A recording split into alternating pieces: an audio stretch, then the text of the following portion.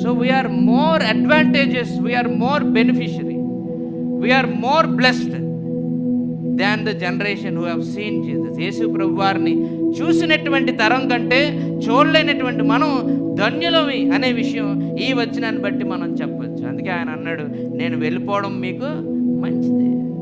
నేను వెళ్ళిపోయిన తర్వాత ఆదరణకర్త వస్తాడు.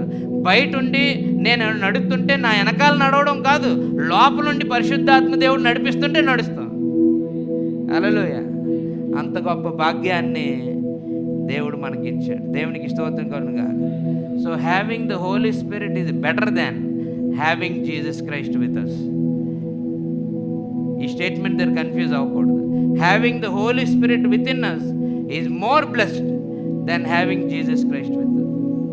మనలో పరిశుద్ధాత్మని కలిగి ఉండడం యేసయ్య మనతో ఉన్న దానికంటే అద్భుతమైనటువంటి భాగ్యం.